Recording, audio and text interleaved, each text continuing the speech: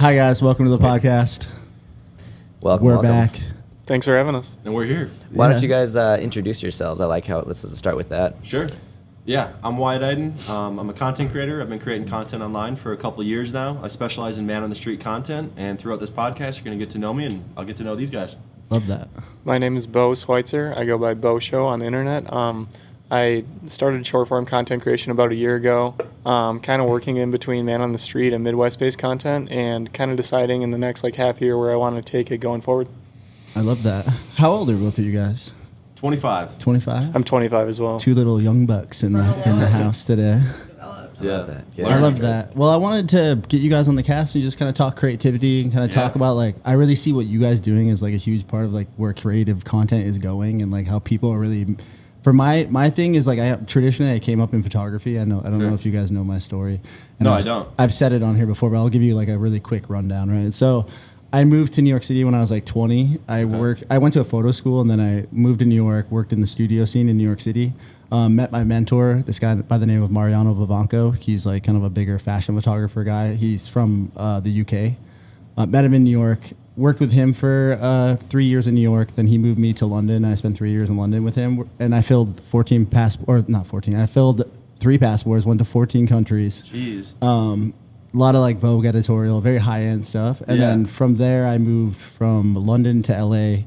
Worked as the lead photographer for BB, the women's wear brand, and I worked there until they ended up selling. And then I went freelance. And then ever since then, I've just been trying to make creativity work. But yeah, that's kind of my rundown a little bit. That's cool. Yeah. That's sick. Yeah. And it's brought you here. Doing something right. Yeah, it brought me here. Just trying to get cool conversations moving. And what about you, Sammy? You want to? Yeah. Max and I were friends as kids. So my older brother, who was a year and a half older, 2 years older, and Max were there was a snowboard club crew that we were shout out Pez 10, my first attempt at branding. Yes, Pez 10 snowboarding crew, which was and grown up as one of Memorial 8 kids High School 05 back in the day. I was just stoked to get free stuff, and I'm like, whoa, you mean you can just do fun things and people will give you things and you can I loved that idea. Mm-hmm. So I was instantly drawn to just I don't know, the entrepreneur in me was always all right, how to grow that, how to do what you want and have fun, and then monetize it or have it at least be sustainable. Totally. So that was I saw that in a little way when we were doing that as kids. I was hustling. I was selling candy bars in school. Let's go. Crocheting hats in high school. Did it work out? Nobody loved it. I mean, the teachers hated that I crocheted in school. Actually, Pez 10 was very much so that. It was screen printing and snowboarding. It was all about snowboarding, and it was a fun. Some of them are classics. A few tees are still good stories all around. Great stories. Yeah. Do you still have any tees left? I got in trouble in high school for making a tee that said, "I'll nose press your phone box if you lip slide my rail." And I got called to the principal's office, and they're like, "You cannot make this shirt." Wait, you made them in school? Yeah. Oh. We had screen printing. Using your classes, resources, dude. Yeah, you gotta. Yeah, I was doing branding through this screen printing class. It was pretty fun. That's smart. Midwest kids don't have, you got to remember, this is way before the internet was even taking off. Facebook came around my senior year of high school. Okay. It's pretty wild. Yeah, that's true. That was all early.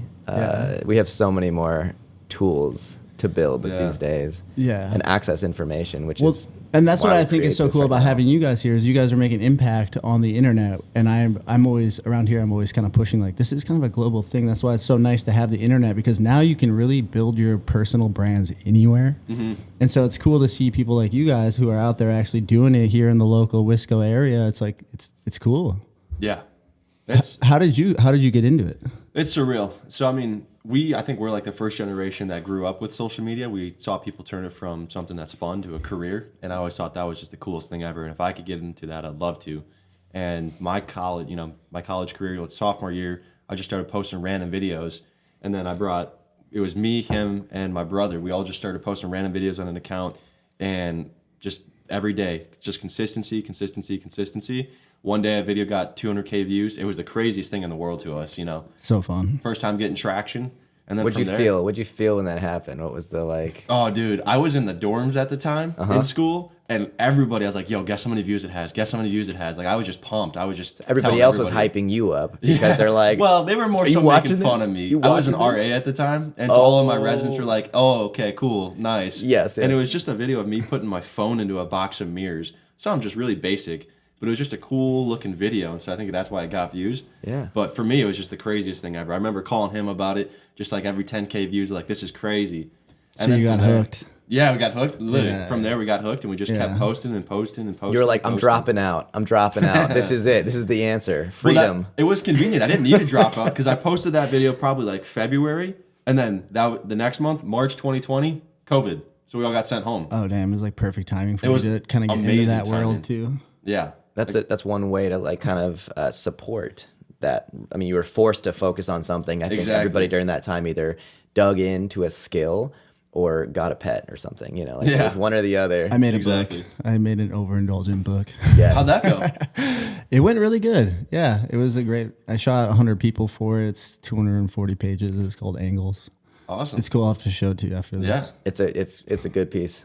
What did you do during that same time frame? During COVID, we initially started our channel like kind of together, I guess, or Wyatt's channel, I should say. During that COVID period, he started out filming in school, came back. Me, him, and his brother all had time off of school. Like, I was living at home from the time, which is like, maybe like 2 blocks down from your mom's house. Real close. Yeah, and then after that, we just kind of started filming videos like day by day, kind of seeing what worked, what didn't, and then just went from there. That's cool. So how do you guys feel about, like, how do you feel like living in the Midwest kind of limits you, or do you? Yeah, I do think it limits us. Look at the weather outside. My content is interviews on the street. What Yeah. am I supposed to do? Talk to a penguin? Yeah. It's just, yeah. Oh yeah. 100%. Yeah. it's terrible. Yeah. Less You gotta people out and just about. get creative, right? Yeah. I guess it's like, where are the people? Yeah. Obviously inside, and then how can you do it? I think it can limit you in some aspects, but in others, it's like kind of your perspective, right? Yeah. So like, how can you still have an impact or like change your influence with the scenario you're in? So like, for well, example, I see you getting creative out there. yeah, I try to. Those quick trip ones make me laugh, dude. Thanks, dude. I try quite a bit. Trying to work out a partnership with them in 2025. So Really? Quick Trip, plug me up. Oh man, that'd be so cool. I love Quick Trip. I've joked forever about getting Quick Trip Oh, it's tattoos. amazing. Like Quick Trip and then like a see you next clock. Yeah. See you next time or something That's like fun. that. Yeah. If I got that tattoo, do you think they'd like Give you some kind of discount? give me really healthy food for a while or something? They should name like a fast food or a hot food item after you if you get a tattoo of Quick Trip. That'd be Ooh, funny. That would be a good. There's That, too I would many trade that quick 100%. trippers that would do it. Yeah, 100%. So many. I The think problem I- is I too saw a many guy people had would it do it. already. It devalues it. There are a lot of diehard Quick Trip fans, which there should be. It's amazing. It is actually one of the best. It is. Yeah, I agree. Yeah. Best gas I'm station. part of that religion. Yeah, I don't even say one of the. It's just to me, it is the best convenience store around. I didn't realize how good it was till I like actually moved back to the Midwest. And I was like, why do people give a fuck about Quick Trip? And then I was like, oh, okay. I drive a lot. As soon as you're eating your lunch there every single day, you're like, this place is sick. yes.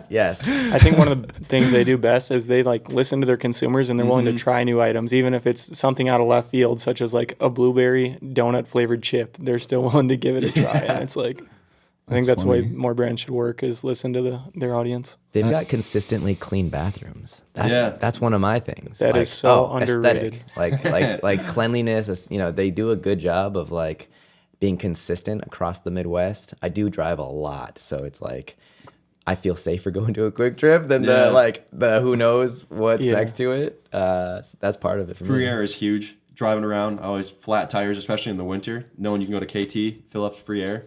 It's clutch for me. I just did that actually. Yeah.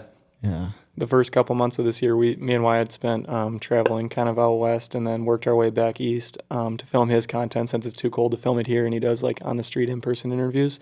And some of our friends are from like the Atlanta, like Georgia, Florida area, and they're like, oh, wah wah, blah blah blah. Yeah. Like Quick Trip with the Q, and it's like, no, bro, that's not where it's at. Trying to Have hype you? up their gas What's stations. the hairiest situation you've ever been in trying to do like a street interview? Has anybody ever been like That guy who you know pressed how you you in see Athens those like last time you were there was kind of funny. Oh yeah. I like mean, has anybody ever been like, this isn't funny? yeah, it happens all the time, especially with a lot of my target audience that I'm like interviewing is drunk people. They see a camera with bright lights, they're already going to want to mess around, and now they're drunk. It just gets elevated even more. Sure. So the specific example was this October, I was down in Athens, Georgia, where the University of Georgia is. I was filming some Halloween content, and my Halloween costume was, I put a mirror on myself, so I was just wearing a mirror right here, and I was asking people, do you know what my Halloween costume is? Nobody understood it. But then I'd say, oh, I'm a 10 out of 10, because they could see themselves in the mirror. That's positive. I like that. Exactly. And I did it to probably this guy's girlfriend or a girl he was trying to talk to, and he was not having it. He tried to fight me. I think he literally just said straight up, he's like, you trying to get your ass beat on camera? And then from there, I just tried to de-escalate it and leave. But, like, you know, it happens, but not very often, thankfully. Yeah, it takes a lot of balls to get out there and do that kind of stuff. I don't like doing that kind of stuff. Yeah, got to make a joke of yourself sometimes. That's why it's funny to put this podcast together, because for 15 years I really did a good job of like hiding behind the camera, and now I'm like, actually, to be a successful artist, you really have to tell your story more. Yeah, and so I'm trying to get my personal Leave the comfort story out zone a little more. You know, yeah. When it comes to content creation, I think one thing that can help almost anybody is just being unique and being like yourself on camera. That's even like from Instagram. Like I look at my analytics and like the messages they send me, and that's one of like the number one piece of advice I give to creators is just be as unique as possible. 100%. And I think pushing yourself outside of your comfort zone also relates to that, right? So like Sure. just kind of incorporating the two of those and putting yourself in uncomfortable situations so you can grow even further. 100%. Yeah. I like that. Yeah, I mean, that kind of is what I just did with even going back to LA. Like I had been out of it. I left LA at the beginning of the pandemic, and then I ended up going up to Seattle for a bit. Spent like a year and a half there doing my book, and then as soon as I got done there, I was like, I want to go home and lay roots down actually in Wisconsin and like get to know my nieces and nephews and stuff. Nice. But then I put together this project that kind of just took me back to LA, where I kind of it was about, I don't know what the actual number of people is, somewhere close to 40 people in total were kind of involved in the project. But then like to actually just put yourself out there and be like, all right, we're going to create, and then we're going to deliver and actually put it out. And then it's always kind of scary, because if you're thinking about it too much and worried about it too much, it never seems to perform as well, right? Yeah. And then the second you're like, all right, I'm just going to let the universe take this, it'll actually usually do better, in my opinion. Exactly. So just do it, just keeping it moving, you know, because it's, you know, once you're in it for so long, then I don't know, sometimes it gets kind of hard to like find that motivation to keep creating. You know what I mean? I know that we do very different content, but the whole idea of like tuning in and creating something new and putting it out there to the world is special, I think. Yeah, You I know? agree. Yeah. Helps to take a step back and see, you know, where you came from versus where you are. Don't get comfortable. Keep expanding. 100%. So do you guys have any like really good content people that you watch that you find really inspirational? I probably don't watch most of the people I grew up watching, you know, just different preferences as I grow up. But I used to like a lot of vlog content, so like Prank vs. Prank, Jesse and Gina. But right now it's a lot of like reviews and Danny Duncan. He's still pretty funny. I like vlog stuff. Or else I'm not watching that much content these days. I feel you. It's hard to put out content and consume. Yeah. It really is. It's tough. I really try to give my content creation everything I got. So any free time I have, I'm usually just sleeping, hopefully. I love that. Well, is there where do you go for like motivation and inspiration? Or is it just the money? You just want the bag? I mean, I like seeing the positive influence that I have, you know, promoting positivity and spreading smiles. Like TikTok has like a like counter on it, so you can see how many total likes you have. So checking that every day is pretty motivational to see like the impact I've had on people's lives around the world.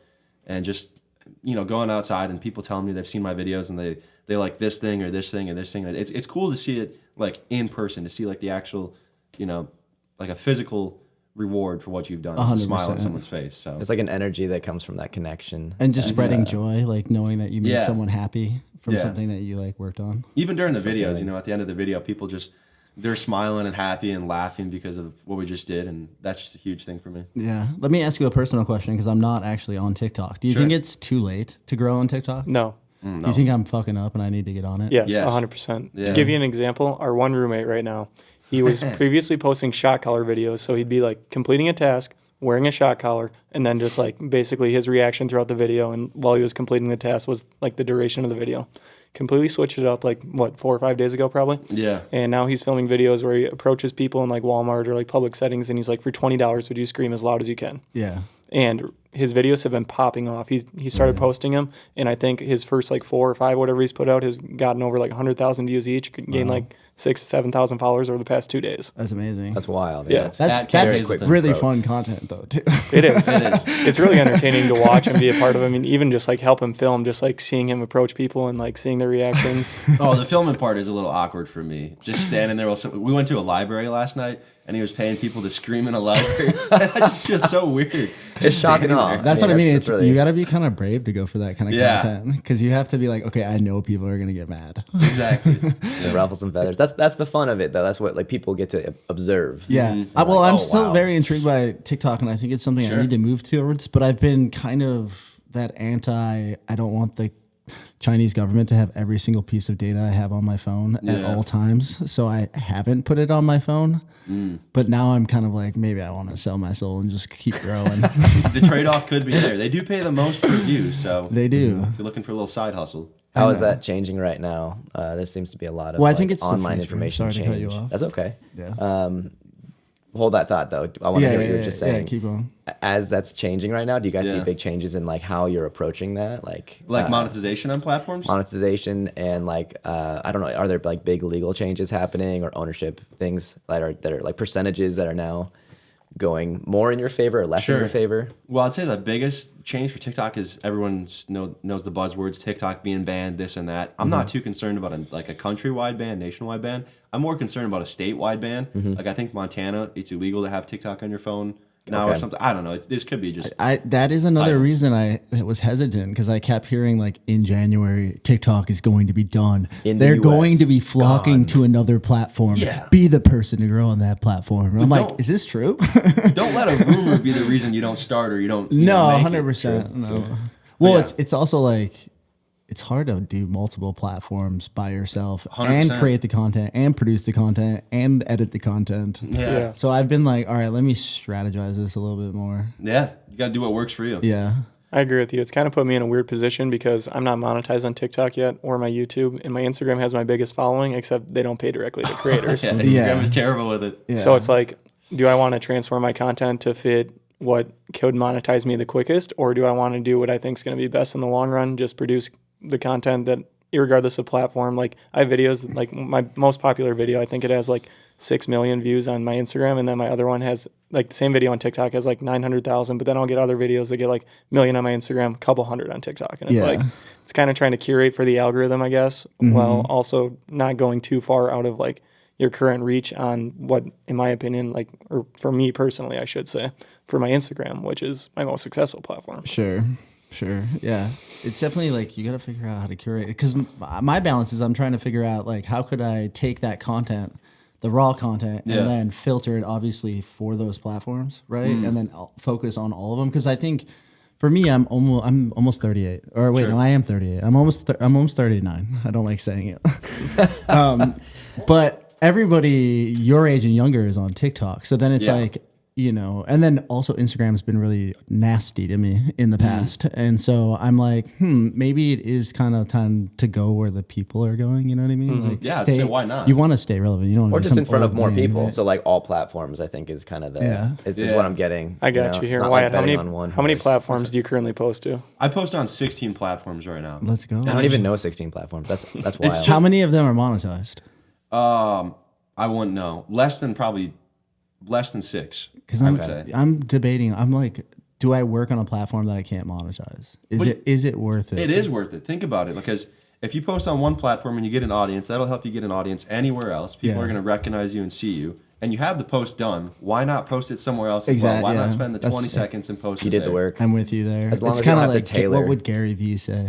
Yeah. To add on to what Wyatt said too, like I'm not directly paid by platforms, but like from posting on Instagram, I'm able to get sponsorships and make money that way. So it's like you don't have to just see it as like black and white, I guess, of, oh, this is my only way to make money on social media. There's a million ways to make money on social yeah. media, whether it's 100%. the TikTok shop, if you have like a good or tangible that you're trying to sell on there, like that's another way to get money through social media. So. Sure. Yeah, and especially with sponsors and posting, if I get a sponsor, if I'm only posting on TikTok and I get a sponsor, that's the only thing I can sell them on is a post to TikTok.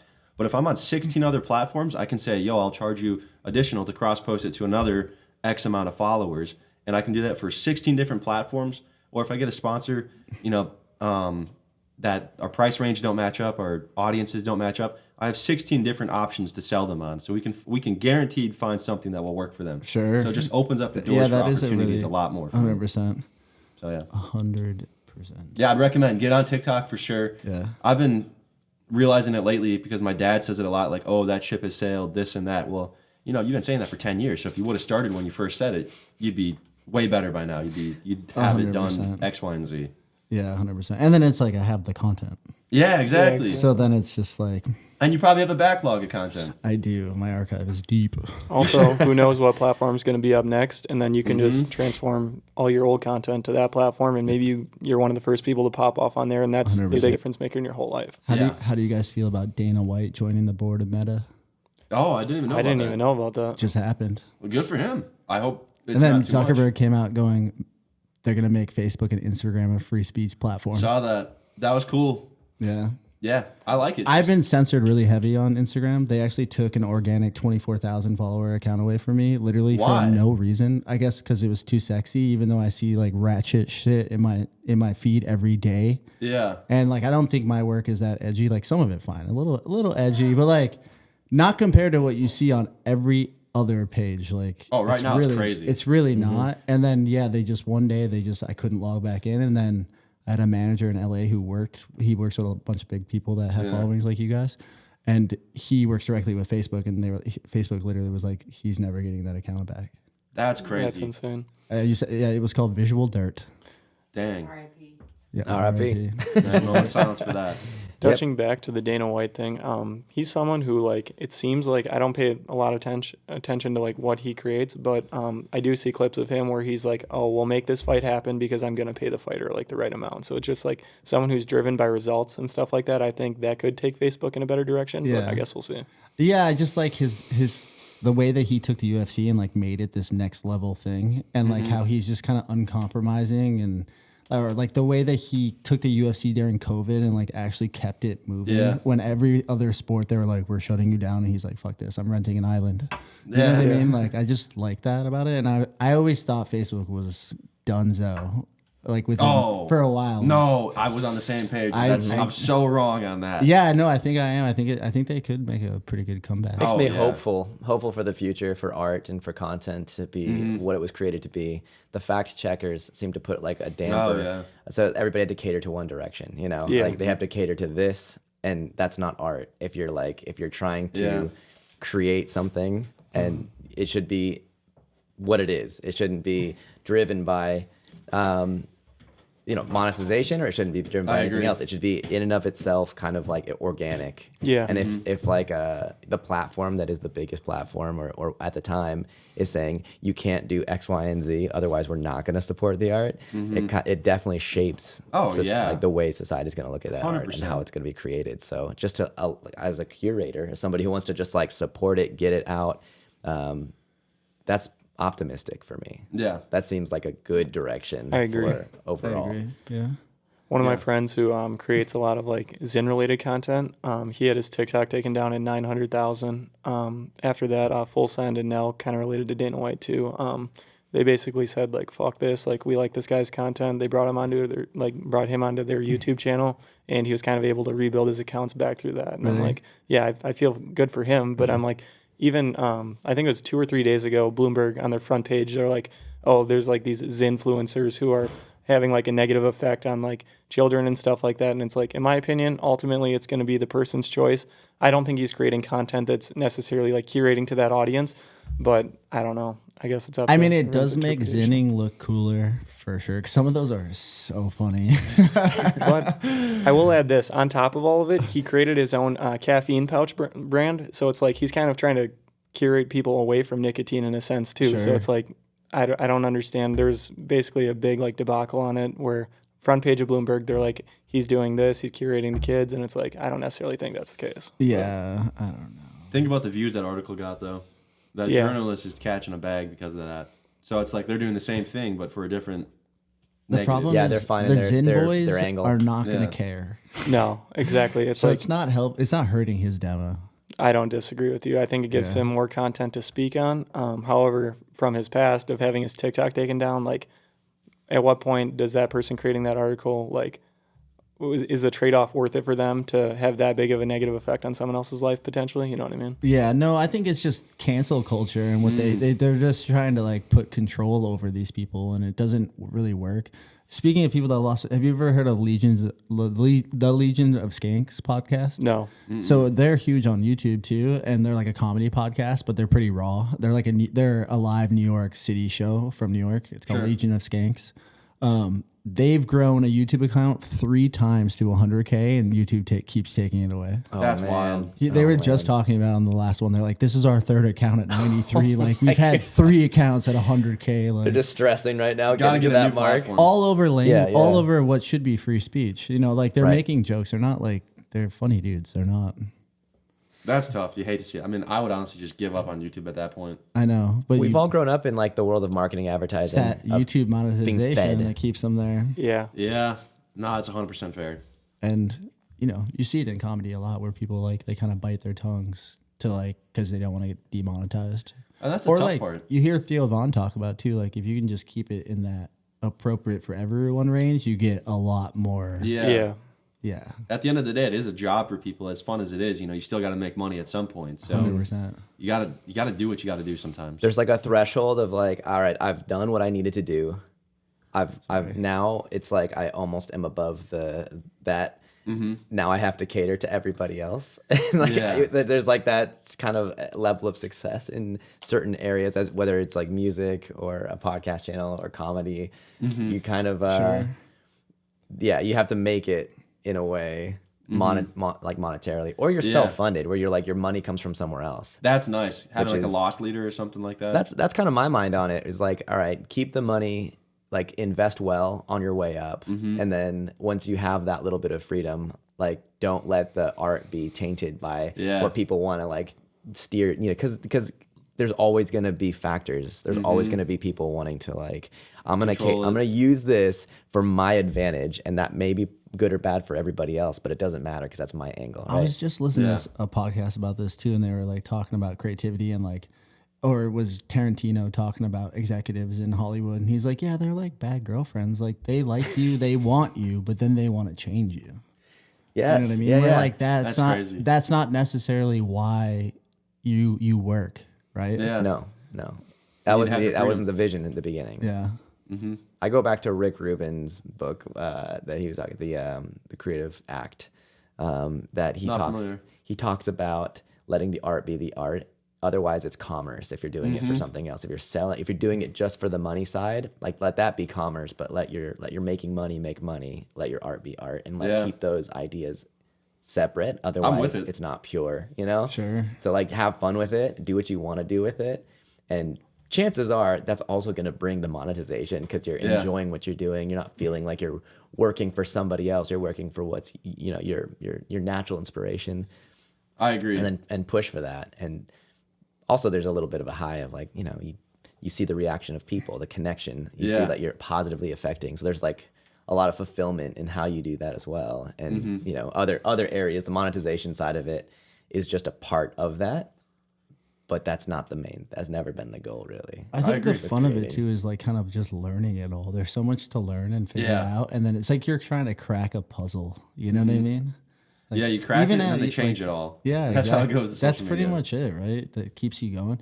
Do you guys have any good 2025 goals? Like, do you have a solid plan for like what you want to do this year, where you want to grow, or are you trying to become Mr. Beast, or what are you trying to do? You see that game show he's doing? Like, Oh, it's crazy. The budget's on there. The dude, production. I watched a production video on it. And it was like, oh my god, this is insane. Yeah, it's unreal. I mean, it's working out though. Yeah, that guy's a beast. It was funny. On our way It's a over here, I beast. was kind of going over my list of 2025 goals, which the first time I read it, My it somehow second list. yeah, it somehow didn't save the document, even though it was on a Google Docs, which is supposed to autosave. Really? So, anyways, I recreated the document, but I was talking to Wyatt about it a little bit just to kind of pick his mind on it. I think that overall my goals, like some of them, like financially driven, like just becoming like self-sufficient and making this like full-time career or whatever. But there's other portions you can look into, like how you can positively affect other people's lives around you and stuff like that. 100% love hearing that. Yeah. Specific goals. I don't know if I have any crazy ones. I'm trying to sell my own products, become more of like an entrepreneur and less of an influencer. So I'm working on that. I love that. Learn how to make marketing videos for those companies as opposed to just fun, engaging videos for my stuff. I guess just learn, take stuff more seriously, kind of lock in a little bit more, do a lot more work. Along those lines, have fun, remind myself why I started and what I'm doing it for. I love that. Yeah. Good, What about you good guys? goals, great goals. Yeah. I have some good goals. I feel like I want to put out a podcast at least once a week for Nice. at least the next 6 months. That's a big goal. And then I have quarterly plans for the year. So every 3 to 4 months, I want to go on like a 2-week long trip where I shoot like at least 40 people. Yeah. The next one I'm planning is for Miami, which should be pretty fun. I've got some cool locations lined up down there. So I want to do Miami, and then I'm I don't know if you guys do Patreon, but I'm hustling a Patreon account. Nice. And No, I haven't so stopped. Yeah. I'm kind of fueling everything through the Patreon account. So like my big goal is 10,000 subscribers at $10 a month. Okay, wow. That way I can just do whatever I want and create the content I want, Yeah, and be Sam able said. to afford everything that I need to make what I want. That's like big goals. But then short-term goals is like I just want to make it through the year, being able to do all 4 of the quarterly trips. I want to get better at video. I want to get better at. I want to do more like feature videos versus like BTS content and things like that. And Okay. just keep fucking grinding. I like it. You got like checkpoints on the way too. It sounds like so that's Yeah. good. Yeah, I think one thing that is going to help me achieve my goals this year is one, having a positive outlook on your goals, right? And then 2, quantifying them, I think, is one thing that I stepped up this year compared to last, where I was just writing down my video ideas, kind of keeping track like loosely of what I want. But I think quantifying it and having deadlines is something that's going to help me a lot this year. Hell yeah. What Staying about you? focused in the right areas. Yeah, 100%. That's one of the overarching themes, I think, is I know that where I focus, I am the most productive. So if I keep my focus in the right areas, then I'm going to achieve those goals. And I've seen that in my own life in some ways. I've been very lucky to like fall into like good mentors and Yeah. people to kind of direct that. I just hired a life coach. Nice. Who him and I were like talking about the focus, because when I explain it in person, I kind of sound crazy. Okay. Like, oh, I'm doing this and this. Like, for instance, like I'm building in music. I love music as a creator, and I want to like record or complete a song a week for 30 weeks out of this year. I like it. So I want to have 30 songs by the end of the year. That kind of shapes a direction. That's one thing. On the entrepreneurial side, I want to grow 3 different businesses. One of them being this podcast project. I want to support that. I want to see how far we can get that as quickly as possible. Which what we understand is really our only limitation. So I'm like learning as much as I can within balancing my mental health, physical health, spiritual health, Good. and then I also am doing, so I started at the end of last year, like I've been in HVAC for 10 years. Nice. And working for other companies. A year ago, I stopped that. Okay. So I only work for myself. Yep. So I take very selective jobs on the HVAC side just to basically trickle money in, you know? And then I'm also building in, I'm a dad. I have 2 daughters that are 13 and 14. Nice. A lot of my motivation comes from inspiring them. Yeah. They'll see what I do more than they'll listen to what I tell them to do. So I want them to see me go after the things I'm passionate for. Whether I fail or succeed is kind of neither here nor there in that lesson. It's more so they see me going after those things consistently, and hopefully they're inspired by that, where they can kind of apply that to their own dreams and dream big. Oh, yeah.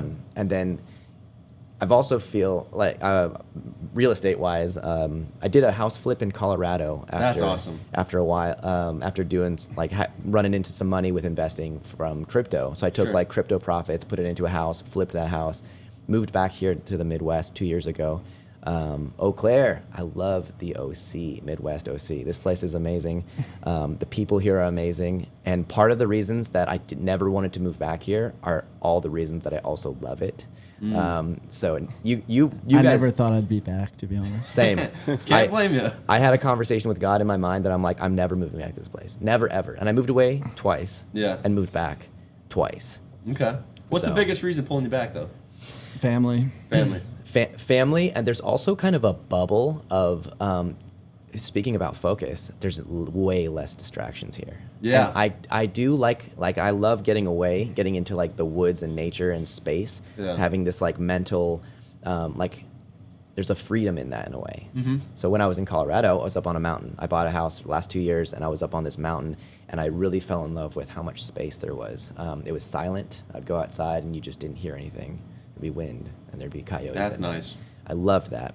And it like forces you to focus like inward on yourself, and also on like, I'm going to focus on what's right in front of me and what I want to build without distractions of like 30 different people saying like, let's go do this instead. Because in LA, where you want to be, because all of these connections are happening, you don't always want to be there. You know, you want to be there and like make those connections and enjoy those people, but then you want to go back. So I like this as a home base. I actually really love that now, but only because I have the perspective that I've been in a bunch of these other places. Yeah, I think that's what works for me too, is the fact that I did 7 years in New York, 3 years in London, 4 years in LA, and then now it's like after even just going back, it's like it's always there. So like once you kind of already have that door open, it makes it so much easier, which is why I like he was saying like living around here is really nice because you can have that balance. Where like in LA, at least I spent most of my 20s in like a big city, and like it just never ended. You'd get in those cycles of like there's something every night. And Dangerous. that kind of burned me out after a while. And like coming back here, it's been a lot calmer, which has been really great. And then it helps you like really focus on big term projects too, you know, like the whole idea of doing like quarterlies instead of just living out there, you know, and like trying to make if you're going to be in the Midwest, how do you make it work, you know, and be creative. And the hardest thing for me is there's not that much talent around here. Yeah. I agree with your mindsets with, you know, appreciating what you have now because of where you've been. Like for us, like you said, we traveled at the beginning of the year. We just have a van that we live out of. And those cities are always busy. There's always something going on. Yeah. So it is nice to be able to come back here and really lock in and edit and have no distractions on your plate. So I'm preaching to the choir. Totally with that. Okay, one last topic before I end this short podcast that we're going to do. What are you guys doing anything in the crypto space? Not currently. That's something I'd want to get into, but I have other goals in mind. Like I said, like formulating my social media that could eventually lead to a space like that. But at this point, no. I was hoping you were going to tell me some. I'm not, but maybe I have something for you. My friend texted me last night. He said, my boss put $23K into butthole coin. That's the name of it. He made $5K today. Like yesterday, I was like, there was another one. It was like what? there was like something rocket fart or something fart coin that just did like 200 or up 2000x or whatever Good it for them. was. And there's always these hype coins and meme coins. That's basically Hot you're too. buying the Hot narrative. too. You're buying the narrative, and right now everything is you're buying the idea that it could potentially become something. Those are like penny stocks where it's like up and down, in and out quick. Yeah. You're not sitting on those. It's like day trading. It's very much like 15 minutes in at the right time and you get lucky. There's no planning around that. It's super dangerous. It's Really? very high risk. Yeah. So people do it with like $20 or $50. Yeah. Very, very low risk. But then if something does 2000x, you're like, oh, well, I just Hindsight, turned 2020. $50 into a lot more opportunity. Yeah. That's nice. So there's high risk there.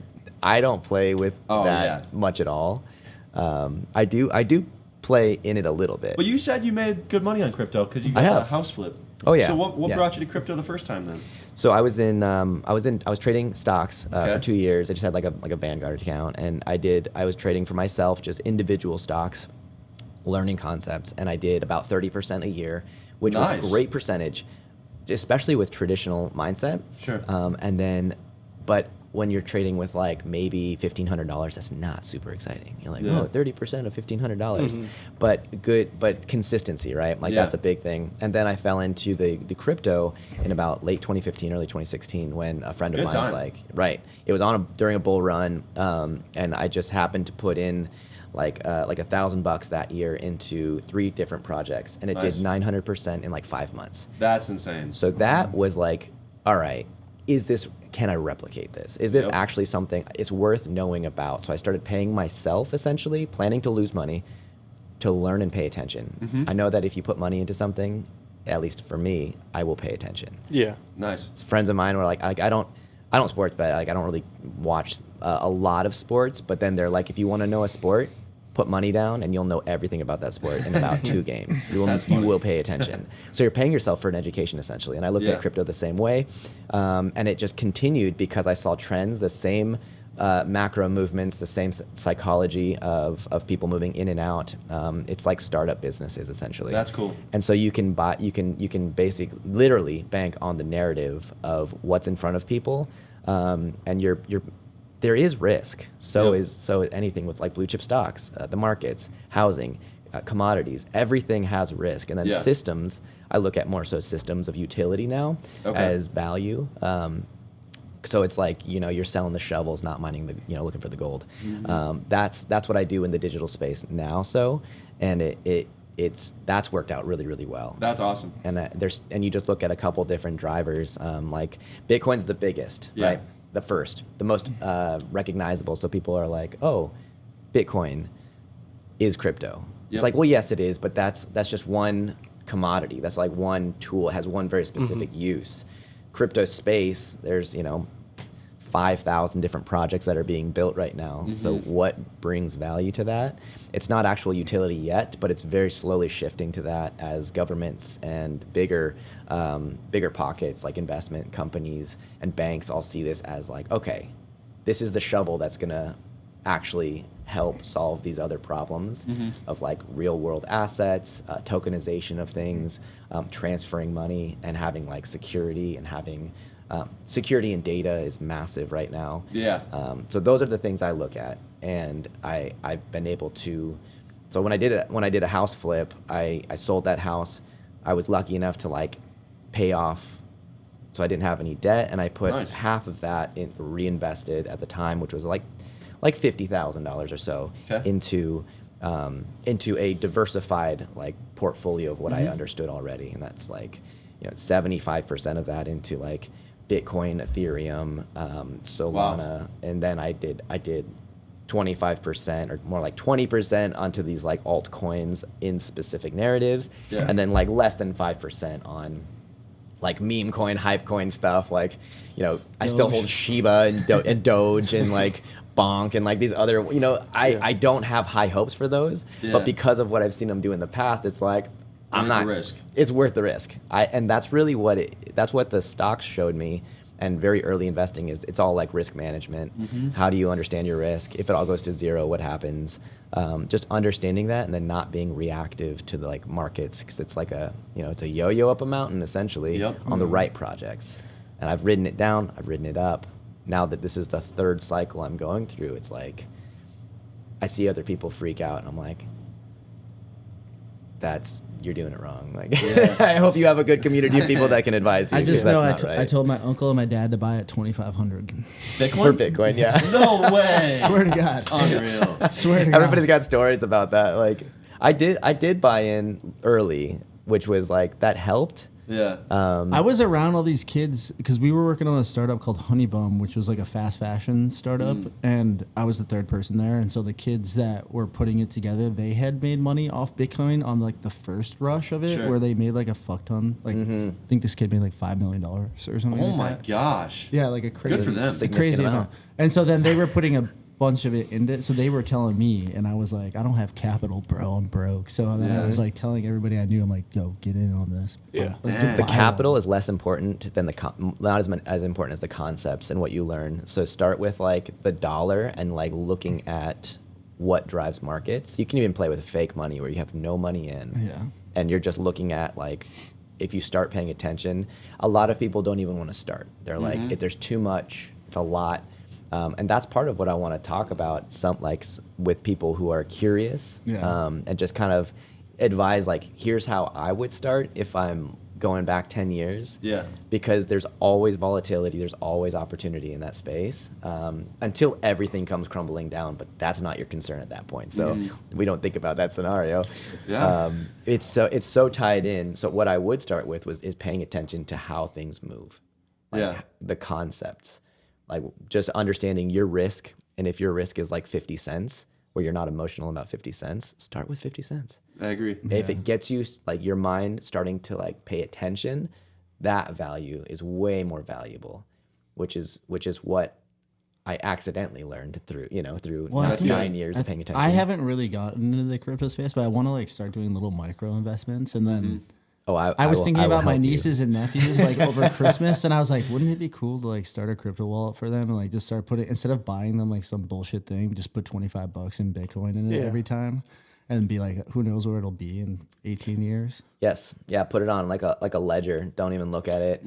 And then just write down the keys. Make sure it's like put away somewhere in a PO box or Yeah. something like that for them. Totally. And then that's it. That's all you need. It's very safe. Cold storage is very easy. Exchanges have a little bit of risk, but if you're paying attention daily, How less. are we doing on time over there? Oh, we're at 45 minutes. Damn, that's pretty good. That flew by. I have Yeah. one question for you. Yeah. So relating back to your systems of utility, do you guys see short form content such as creating clips for this podcast as an avenue towards growing your podcast 100%. going forward? Yeah. Oh, Sounds yeah. like you guys need to be on TikTok then. Yeah. I mean, yeah, that was the obvious Yeah. thing for me. I'm like, all right, well, I seems think like you a guys lot, have already though. done it. So you've done this for how long? How many years? Oh, content creation? 4 years for both of us. Yeah. 4 years. I started my own channel this year, pretty much, but we've done content creation together for like 4 years, probably. Yeah. Super valuable that you've just done it again. So you're like fresh. Yeah, I agree. I think there's things to learn from starting fresh. You know, looking at like current trends, how videos are being edited, how people's attention spans have been affected over the length of TikTok. Obviously, it sounds like overall people come to the consensus that there's shorter attention spans, and you should probably have more frame switches, stuff like that within your videos. Trying to quantify my analytics overall too, I think is something that's going to be super helpful to me in the coming year. I'm a numbers guy. I like that stuff. I'm like, Yeah, I love ooh, that. data. Like, let me get into the data and see what's actually happening behind the scenes. I did a small sample size of my TikTok videos the other day. I was looking at my videos over like 100,000 views, and I was like, what is special about these videos compared to my other ones? And I still have to do a deeper dive on like my frame switches and stuff like that. But overall, it looked like my total percentage of viewers that watched the whole video was the most influential analytic that I was looking at. So now I'm going to try and curate my content, assuming that when I do my deep dive, that's the same outcome.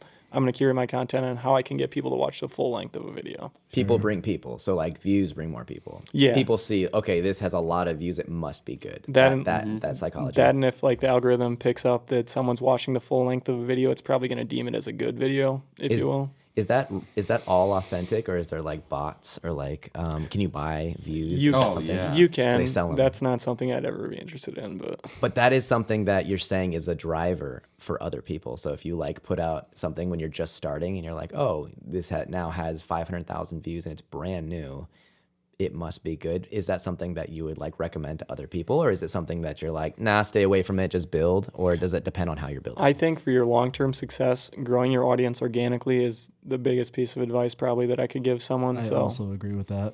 rather than that. relying I like that. on like artificial bot likes or views or something like that, like how sustainable is that for you in the long run, and how not. how representative of that like of your content is that? You know what Yeah, I mean? yeah, that's true. It's not honest feedback. It's just it's kind of a Yeah, you're fake cheating upfront. yourself. Yeah. I like it. I'm just asking questions because Yeah. you Yeah. guys are smarter than me in this space, and I love that. I love surrounding myself with people who are smarter than me. So thank you for Yeah. giving me some of that understanding. a So are little bit. you both going to be in Miami for the Yeah. podcasting you're talking about? 'Cause Yeah. we might be down there too. It'd be good to check back in, 2 months from now and see Actually, if that any of us make that our would goals. that would be pretty fun to do. Yeah, it'd be cool. Just This even is 5 something I minutes. wanted to talk about maybe after the podcast, though. Well, Why not things can be just edited. Throw it on right now. Yeah. Well, I challenged my friend Sam actually because I'm a Playboy creator, not this Sam, Oh, okay. different Sam, that I need to go down there and actually shoot for Playboy because I've Yeah. been allowed to do it for 2 years now and I never have. Okay. And so that's one thing that I'm doing, but it does sound kind of fun to do another challenge maybe with you guys and like try to figure something out. Yeah, I Yeah, would I'd say be down. check back in. Yeah. I would support the behind the scenes. I'd come back and just be an energy of sorts. Yeah. With what you do. Yeah. Hop in a That'd be, video. that'd be so Love fun. to have y'all. That'd be so fun. Yeah, if you like ways to make free money, being a contestant on Wyatt's videos, that's probably my number one recommendation. you guys have any shout outs or where can people find you? You can find me at my website, wyatteden.com, WYATTEIDEN.com. You can find me on social media, Instagram, TikTok, YouTube, soon to be Snapchat, soon to be Facebook, at Bows Show, BEAUSSHOW. Let's go. I love Yeah, it. check us out. And check me out on TikTok coming soon. Yes, Yes. there we go. I So like you it. got anything to plug? Only feet. I'm just kidding. No, I don't have any. That's funny. He actually sells two 2 T-shirts, and one of them says I sell feet pics, and the other one says I buy feet pics. That's Yes. so Okay. You get funny. yourself straight. I bet it, I'm gonna I give bet you it money, but does- I'm gonna buy one of those. I bet like it- that. Have you guys seen that one of the girl that where it like flips up and it Oh. just says foot jobs? And she's No, I it's haven't. at That's the airport. funny. It's at the airport. It's like a girl sitting there, and then you can't really read it. And then when she folds it like this, it just says foot jobs. That's and it's so like funny. at the airport, dude. It's huge. Anyways, guys, thank you if you made it this far for listening. Subscribe to my Patreon. Love you. Gotta Yes. go. Thank you. Yeah. Thank you. Thanks, guys. Yeah, let's Bo, do this Wyatt, again, you guys. Are guys. awesome. 100%. We'll do this more. See you in Florida. Yeah, we can talk. That's tight. Hell yeah.